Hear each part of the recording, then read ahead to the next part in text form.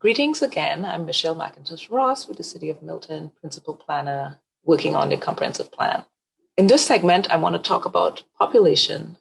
I have one or two slides, and I just want to give you just a brief education on how population relates to land use and some of the work that we'll be doing, decisions we'll be making for this comprehensive plan. So I'll just give some background. So residential building permit method, it's a method of estimating population. So each residential unit, depending on the type of home and the average per location, a household size is determined. 2.7 people per household is what we have come up with based on the average household sizes. Fulton County Schools uses that to determine the number of children that would be in their school districts. Also, the Census Bureau uses this during the interim estimates between the Decennial Census. They collect the monthly residential building permits from the Community Development Department here at Milton, and they make these calculations. The Decennial Census is an actual count. There was one in 2020. If you recall, we flooded social media, and I was at several council meetings pushing the awareness for Milton residents to fill out their census so that we can get an accurate population count. Every 10 years, the government launches the census to count what is actually in each home. Most people don't know how much years of preparation goes into the decennial census and the role that local governments play in getting the census ready for you to respond to that questionnaire, the 10-question questionnaire. So 2 years before the census, which is 2018, we in Milton participated in the LUCA, which is the Local Update of Census Addresses. And this was a year-long process with community development and our GIS department to verify all of the addresses in Milton and submit them to the Census Bureau. The address is important because this is where they will mail the census questionnaire. So the address is key. After that project, there was another project called the New Construction Project at the end of 2019, where we determined the residential building permits that had been submitted since we submitted all of the addresses from the LUCA operation.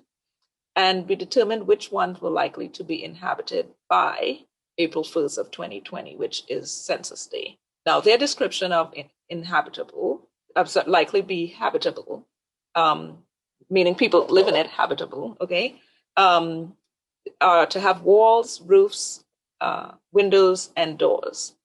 So we determined which homes would be finished to that extent by April 1st and submitted those addresses so that they can possibly send questionnaires to those homes.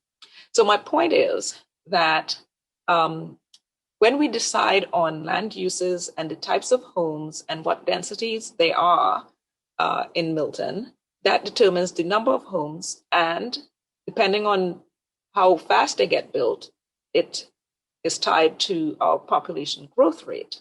So the standard population growth based on the previous growth rate is a rough estimate, which we usually get from forecasters, would take the growth rate from previous years and forecast out, but without taking into consideration the land use policies that are in place, which is what we as Milton CPAC comprehensive planning would determine. Just want to show you what we have on our screen.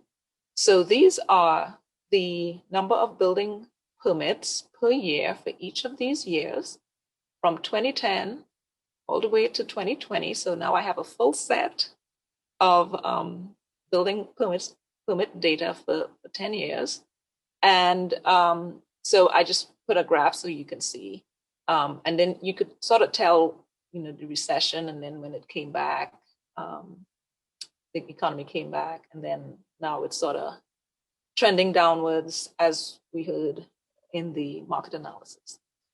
But on this graph, it shows the population estimated trend When our last census was in 2010, and that gave us an actual count of 32,661 residents in Milton. And for this graph, I just added the residential building permits with my population per household onto this graph. And so each year we increase by this increment. So by my calculations, the 2020 census numbers, which I've been told will be out April 30th. But anyway, my calculation is that Milton will be somewhere in the vicinity of 39,016 people. So we'll see. I'm not a betting person, but we'll see what happens April 30th if that pans out to be correct based on households and our estimated household size. So I just want to relate this back to land use real quick. So we have our residential land uses, AEE, LDR, which is low density residential. I'm sorry, let me explain this one. AEE is agriculture, equestrian, estate residential, low density residential, medium density residential, and high density residential. These are our residential zoning categories. And these are the acres within Milton that are in these categories. And, this is just quick sort of math. I didn't spit any numbers out, but it's something that you could sort of keep in mind with these land uses with on when you think about build out into the future. If these land uses with the density that's allowed, for instance, 1 unit per acre, with 2.7 people per acre, because it's per unit, right? And you multiply that, what do we get? Same for the low density residential, 7,000 acres, same 1 unit per acre, and 2.7 people per that acre. Now, when we get into the medium density residential and the high density residential, we have, of course, it's less acres compared to the others, but you can get up to 3 units per acre. And then with just multiplying, you get 8.1 people per acre. And with the high density residential, you get 13.5 people per acre.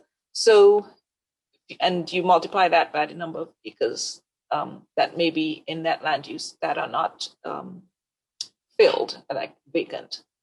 And this is just rough because I haven't subtracted any of the vacant land. So it's just an exercise to understand the relationship between the decisions that we make with residential land uses and how it affects our population and our population growth.